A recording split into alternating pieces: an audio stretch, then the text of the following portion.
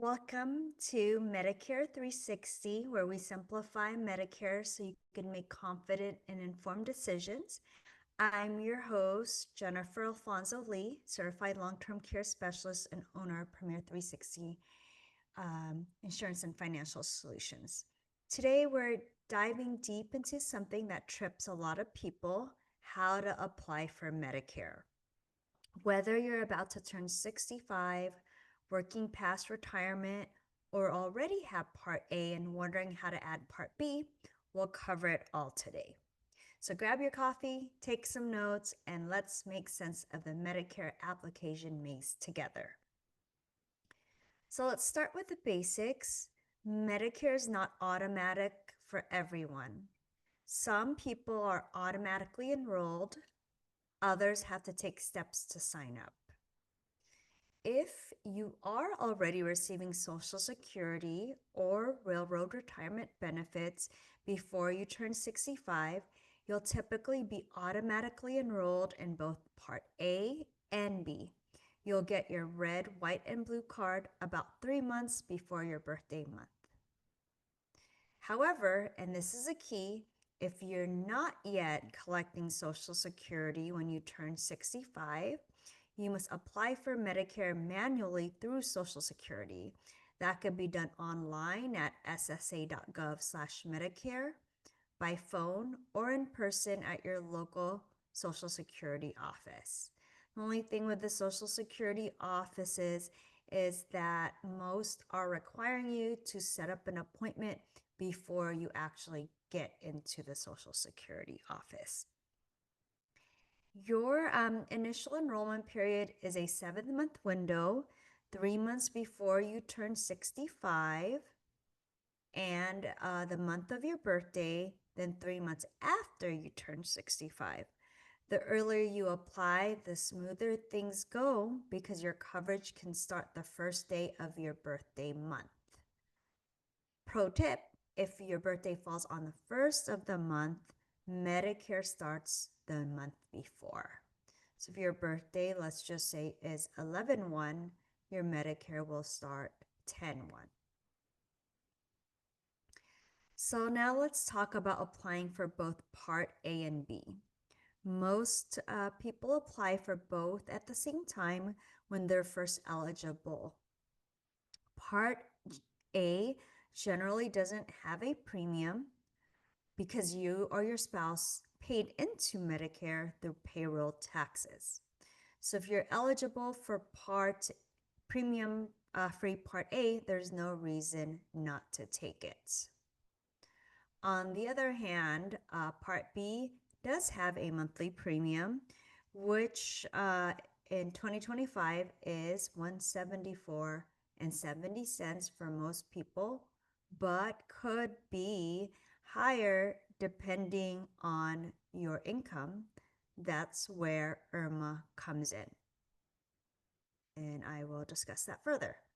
When you apply for both parts, your coverage typically starts the first day of your birthday month. Once your card arrives, you can enroll in a Medicare Advantage plan, a Medicare Supplement plan, or a prescription drug plan, Part D, depending on your needs and budget. So some common mistakes: people think that applying for Medicare automatically gives you full coverage. It doesn't. Original Medicare only covers about 80% of approved services, and there's no cap on out-of-pocket costs.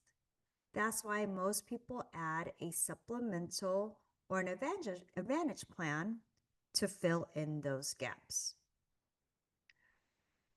So let's move to a scenario I see all the time. You're 65, but you're still working and have an employer coverage. Should I apply for Part A only, right? Since it's at zero cost. Usually, yes, if your employee coverage is credible, meaning it's equal or better than Medicare's, and you work for a company with 20 or more employees. You could safely delay Part B without any penalty. Applying for Part A only allows you to have hospital coverage through Medicare in case you're hospitalized while keeping your employer insurance as your main coverage. However, if you have a health savings account, HSA, this is a big red flag. Once you enroll in any part of Medicare, including Part A, you cannot contribute to your HSA anymore. Many people don't realize this, so if you're actively contributing, it's better to delay Part A until you stop those contributions. So, just on a side note on that, um, it's because people say, like, why can't you contribute? Because in Social Security's eyes, you're already kind of like semi-retired. So just make sure that you're not contributing to an HSA if you do apply for Part A. And if you are contributing HSA and still want to continue, do not apply for Part A at all. Because what happens is, if you're contributing and do have Part A, then when you do your taxes come that time, you're going to have to do a lot of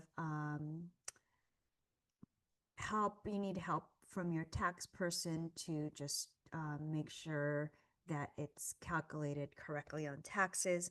And from what clients tell me, it's a pain. So just watch out for that. Now, what if you already have Part A and ready to add Part B later on? Well, you'll need to complete Form CMS 40B. That's the application for enrollment in Part B, and Form CMS L564, which your employer fills out to confirm you had credible coverage. These forms can be submitted by mail, fax, or online through Social Security. If you're retiring or losing group coverage, you'll have an 8th-month special enrollment period to apply for Part B without penalty. But note, if you go beyond 8 months, you'll face 10% penalty for every 12-month period you delayed enrollment without credible coverage. And that penalty does last for life. So timing matters, especially for people retiring mid-year or transitioning off COBRA. COBRA is not considerable credible coverage for delaying Part B. That's another big mistake I see often. So I would say, you know what, if you lose your group coverage, just please apply for Medicare right away.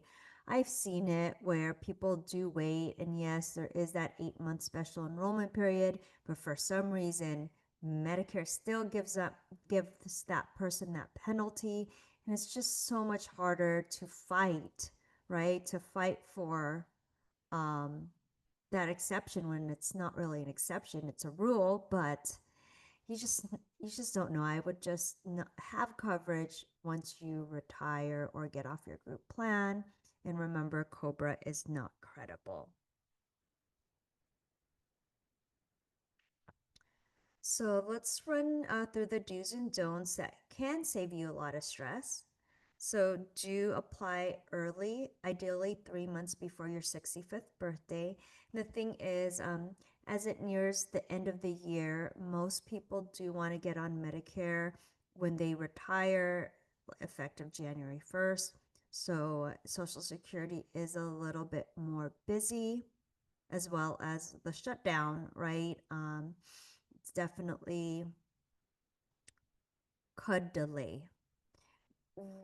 Verify whether your employer coverage is credible, especially if it's less than 20 employees. You do have to get Medicare because Medicare becomes primary.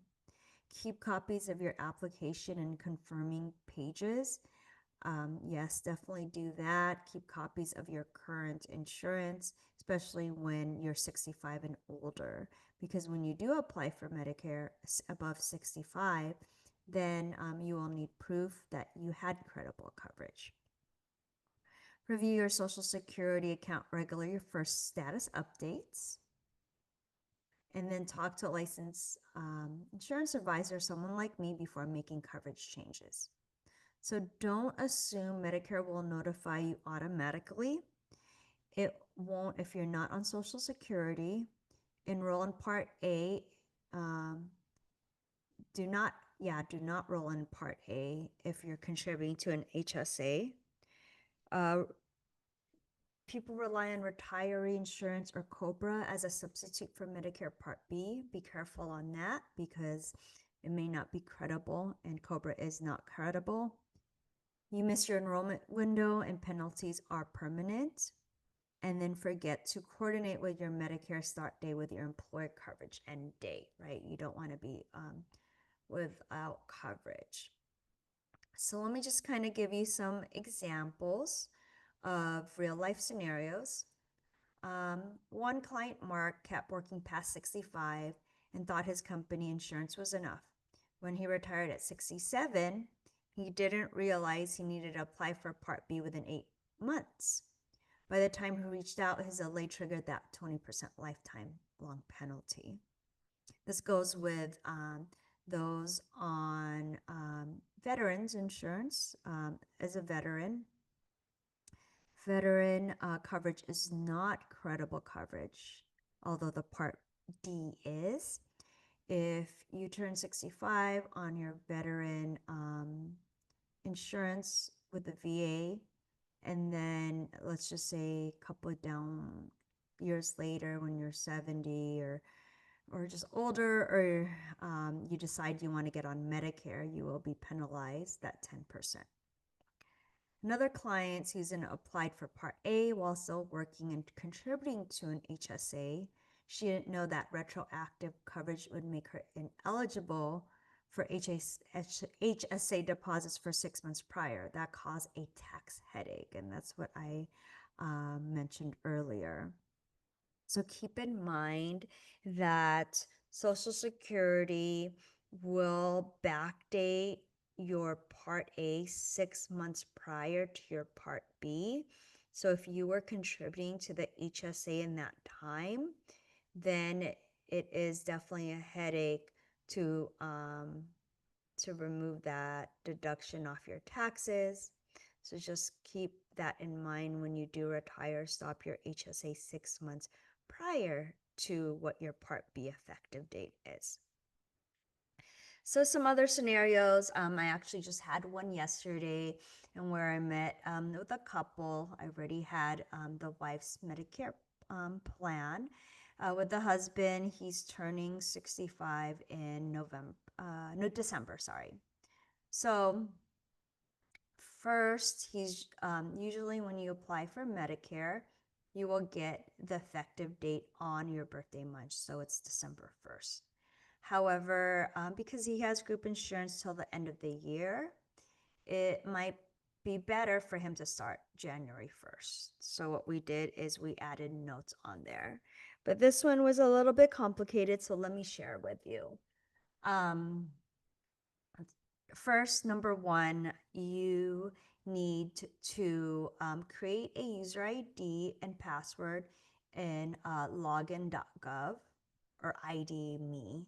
Login.gov is easier. So if you need to create that, you put in your information. However, towards the end, they will ask for a picture of your driver's license, front and back, and then you need to take a picture. So with that picture, if you have glasses on, take it off. If it was not on your driver's license. That has been going fairly well in the last couple weeks, but I would say when they first started doing that in the beginning of the year, it was just such a headache. It was like 5 times we would have to do it, and then if it's locked out, then you'd actually have to go to the post office to get that to get your ID'd by a post office worker.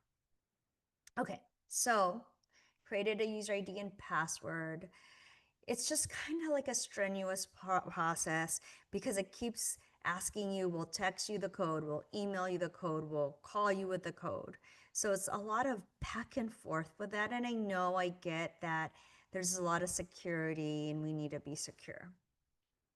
Then there's like some codes that you do have to save. So screenshot it when you're on your cell phone.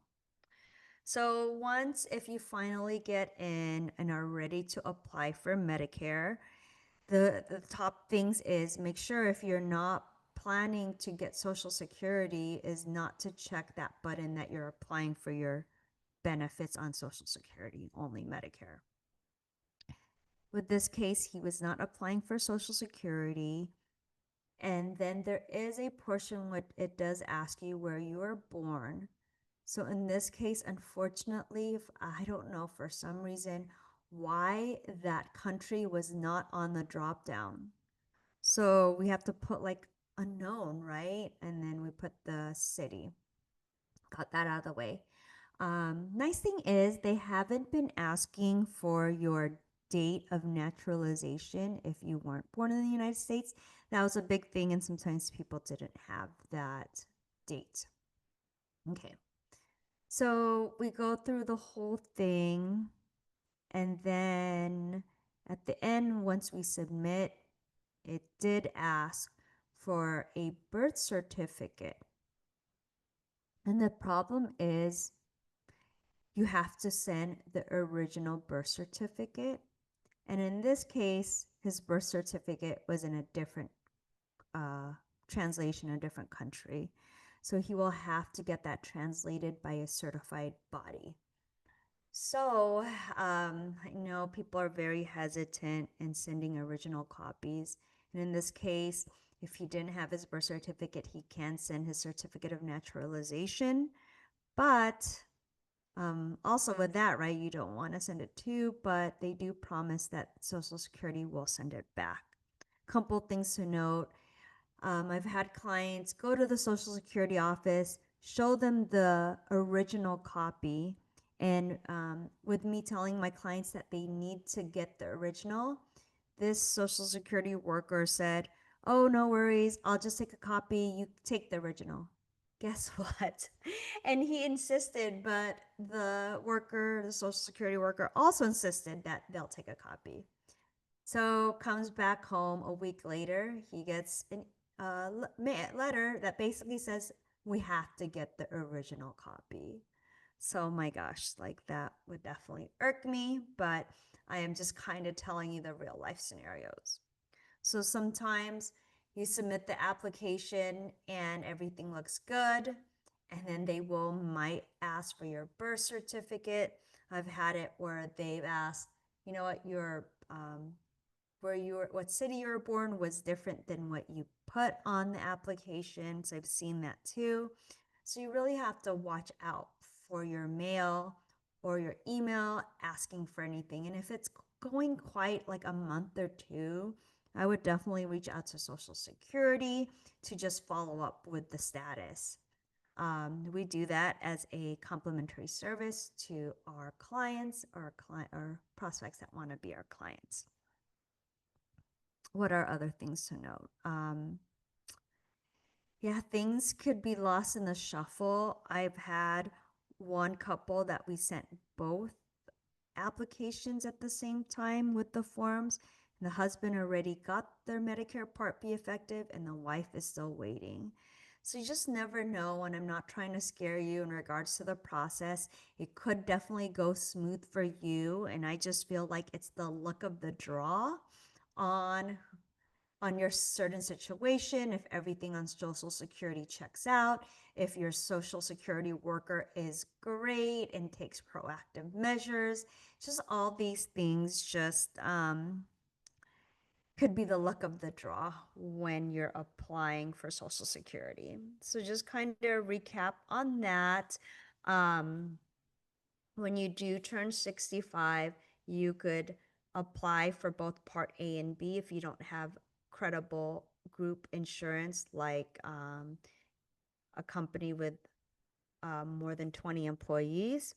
If you decide to stay on your group plan because it is credible, more than 20 employees, you can apply for Part A if you are not contributing to HSA. And if you do, just make sure when you apply not to say that you want to apply for Part B. If you decide not to do anything, which is fine, or just the Part A, just remember when you do retire after 65, you will need to complete 2 forms and one sent to HR to complete. You need to make sure that it shows that you have worked and had credible coverage from 65. So if you worked at several places, you need a form for each place. And then you have this form where you complete and you could put like when you want it effective.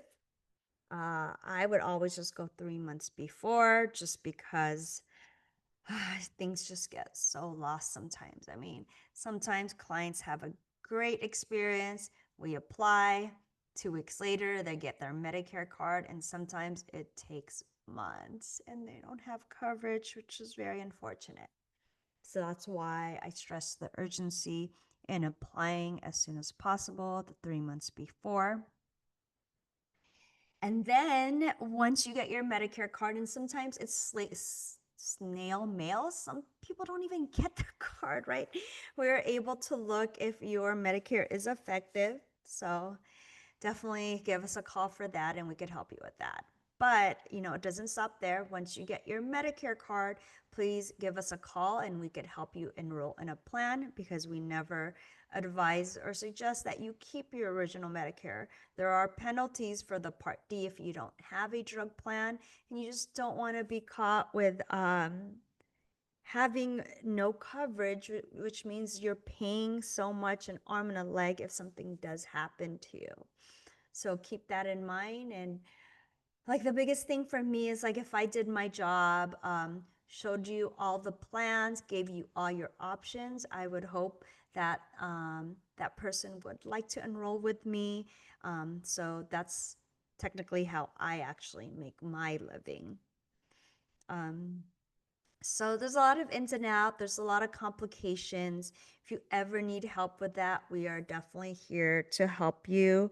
I did touch up on IRMA, but remember the income related monthly adjustment is when you make more than the standard um, in your income. So Medicare, Social Security does look 2 years behind. So for 2025, they're looking at 2023. And if you make different thresholds, you will pay more in your Medicare premium. I know it's unfortunate. This includes like taking money out of your 401k, your IRA, converting to Roth IRA. So just also keep that in mind as well. Um, yeah, I practically help clients apply for Medicare every single day. Typically, it takes me like 10 to 15 minutes because I do it so often. While clients, it could take maybe 30 an hour, but it really depends on how savvy you are as well. Um, so, to wrap up, applying for Medicare isn't one size fits all. Your timing, your work status, and even your income all matter. Whether you're applying for both Part A and B, only Part A, adding Part B later, it's worth taking the time to plan it right. If you'd like help reviewing your personal Medicare timeline or exploring your coverage options, my team at Premier 360 Insurance and Financial Solutions is here to help. Visit us at premier360solutions.com or to get started, www.reviewmymedicare.org. We'll walk you through the process step by step and help you avoid costly mistakes. I'm Jennifer Alfonso Lee. Thanks for listening to Medicare 360. Stay informed, stay empowered, and I'll see you next time.